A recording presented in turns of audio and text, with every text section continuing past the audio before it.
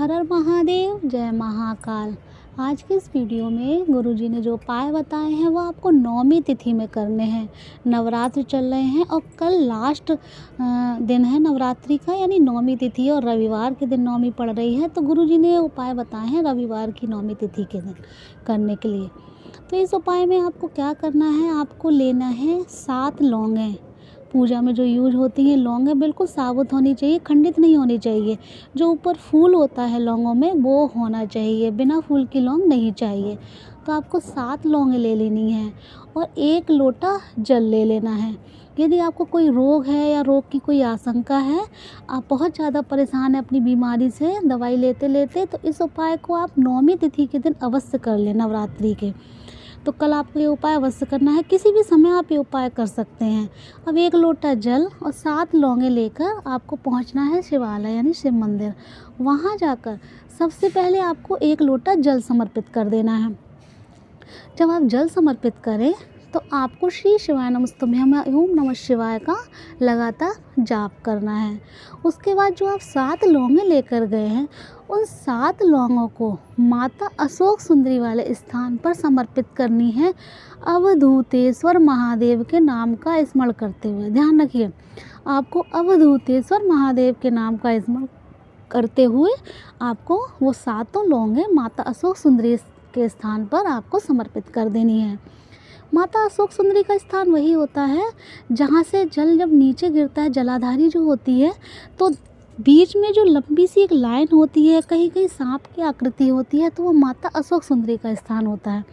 तो वहाँ आपको वो 7 लौंगें समर्पित कर देनी है। बस ये ध्यान रखना है, जब आप समर्पित करें तो आपको अवधूतेश्वर महादेव के नाम का स्मरण करना है। उसके बाद वहीं बैठकर आपको अपने रोग के लिए प्रार्थना करनी है कि आपका रोग समाप्त हो जाए। और वो जो लौंगें आपने रखी हैं उन लौंगों को आपको महादेव से औषधि स्वरूप मांग लेना है कि इसे औषधि बना दीजिए जिससे हमारा रोग समाप्त हो जाए।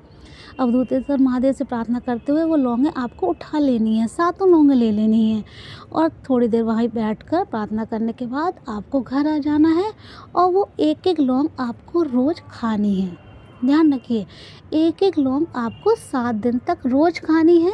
और जब वो लौंग आप खाएं तो खाते समय आपको अवधूतेश्वर महादेव का स्मरण अवश्य करना है उस लौंग को खाते समय। गुरुजी ने कहा है नौमी के दिन यदि आप ये उपाय कर लेते हैं, खासकर रविवार की जब नौमी पड़े, तो आपकी जो भी शरीर में दिक्कत है, परेशानी है, शरीर में जो भी रोग हैं, कष्ट है, वो अवश्य समाप्त होंगे। एक दूसरा उपाय गुरुजी ने बताया है धन संपदा में वृद्धि के लिए। इस उपाय को भी आपको नौमी तिथि के दिन करना है। गुप्त नवरात्रे चल रहे हैं तो कल नौमी तिथि है।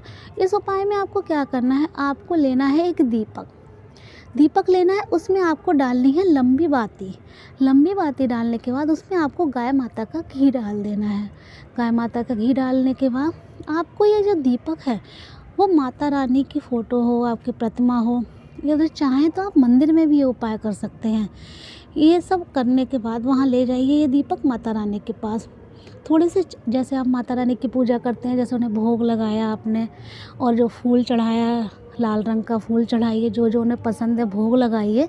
जैसे आप पूजा पाठ करते हैं वैसे आप पूजा पाठ कर लीजिए। फिर और चावल के दाने समर्पित कीजिए और उसके ऊपर जो आप चावल के दाने समर्पित किए हैं उसके ऊपर आपको वो दीपक प्रज्वलित कर देना है। दीपक प्रज्वलित करने के बाद जो आपने लंबी बाती लगाई है, इसका ध्यान रखना है कि लंबी बाती का जो मुख है वो आपको उत्तर दिशा की तरफ करना है। वो जो बाती आप जलाएंगे उसका जो मुख है वो उत्तर दिशा की तरफ होना चाहिए और उन चावलों के ऊपर वो आपको दीपक प्रज्वलित कर देना है। और दीपक प्रज्वलित करने के बाद आपको वहीं बैठकर ओम दुम दुर्गाय नमः, हम आपको वीडियो में दिखाने का प्रयास कर रहे हैं, इस मंत्र का आपको 108 बार जाप करना है।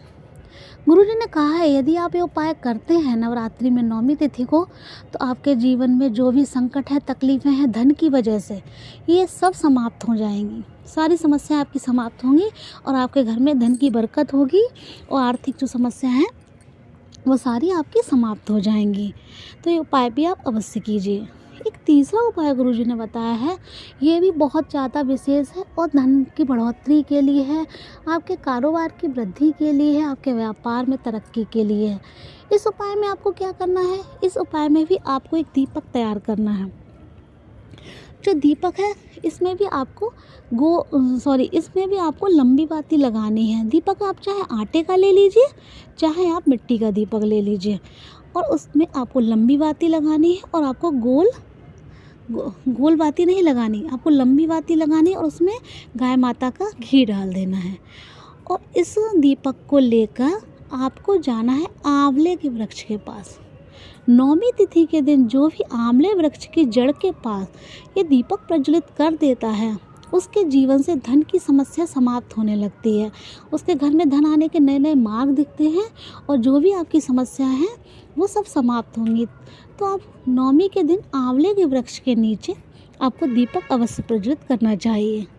और गुरुजी ने एक बात और बताई है, नवरात्रि है, अगर आप पूरे नवरात्रि कोई उपाय नहीं कर पाए, कोई पूजा पाठ नहीं कर पाए, किसी भी तरीके का कोई उपाय नहीं, कोई पूजा पाठ नहीं कर पाए हैं, तो आप परेशान ना हो। नौमी तिथि के दिन आपको जो भी 2-3 वर्ष से लेकर 8-9 वर्ष तक की कोई कन्या दिखे तो उसको अपने घर बुलाइए, उसके आप चरण धोइए, उसे अच्छा भोजन कराइए, मीठा भोजन कराइए, उसे दक्षिणा दीजिए यानी पैसे दीजिए, उसे अच्छे उपहार दीजिए। तो यदि आप ये सब भी करते हैं नौमी तिथि के दिन, तो देखिएगा आपके जीवन में खुशियाँ ही खुशियाँ होंगी और आपकी जो भी समस्याएं हैं वो बाबा अवश्य समाप्त करेंगे और माता रानी आपकी प्रार्थना अवश्य सुनोगी। तो ये कुछ उपाय हैं जो आपको नौमी तिथि के दिन करने हैं। जो सारे उपाय हैं वो आपको नौमी तिथि के ही हैं, तो इन उपायों को आप अवश्य कीजिएगा। यदि आपको वीडियो अच्छी लगी है तो प्लीज़ वीडियो को लाइक करके कमेंट में हर हर महादेव अवश्य लिखिए।